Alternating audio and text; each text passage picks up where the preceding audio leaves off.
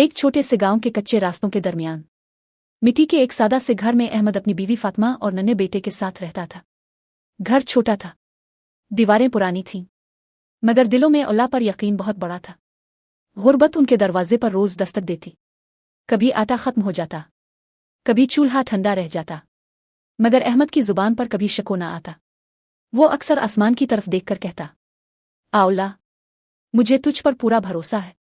ایک دن صبح سویرے وہ کام کی تلاش میں نکلا۔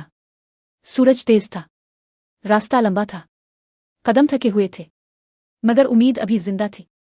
پورا دن گزر گیا، کسی نے مزدوری نہ دی، کسی نے کام نہ دیا۔ شام ڈھلنے لگی، احمد تھکے قدموں کے ساتھ واپس لوٹ رہا تھا کہ اچانک اس کی نظر راستے میں پڑے ایک بٹوے پر پڑی۔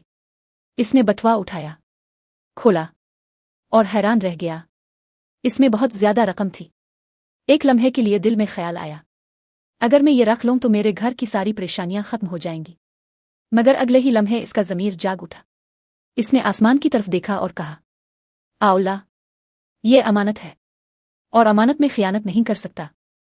پتہ کرنے پر معلوم ہوا کہ یہ بٹوا گاؤں کے ایک امیر زمیندار کا ہے۔ احمد سیدھا اس کے گھر پہنچ گیا۔ جب اس نے بٹوا واپس کیا تو امیر آدمی حیران رہ گیا۔ وہ بولا، تم چاہتے تو یہ سب اپنے پاس رکھ لیتے، کوئی تمہیں نہ پکڑتا۔ احمد نے عاجزی سے جواب دیا، مجھے دنیا والوں سے نہیں، اپنے رب سے ڈر لگتا ہے، وہ سب دیکھتا ہے۔ یہ سن کر امیر آدمی کی آنکھیں نم ہو گئیں۔ اس نے احمد کے کندھے پر ہاتھ رکھا اور کہا، آج کے زمانے میں ایسی ایمانداری نایاب ہے، آج سے تم میرے ساتھ کام کرو گے۔ یہ سن کر احمد کی آنکھوں سے آنسو بہنے لگے۔ وہ جان گیا، یہ اس کی محنت کا نہیں، اس کے توکل کا صلہ ہے۔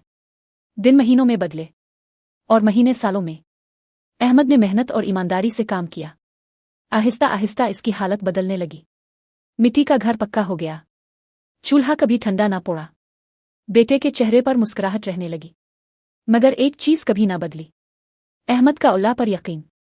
وہ آج بھی کہتا تھا، جس رب نے مجھے خالی ہاتھوں سے اٹھایا، وہی مجھے ہمیشہ سنبھالے رکھے گا۔ سبق: جو شخص سچی نیت کے ساتھ اللہ پر بھروسہ کرتا ہے، اللہ اسے وہاں سے رزق دیتا ہے جہاں سے وہ گمان بھی نہیں کر سکتا۔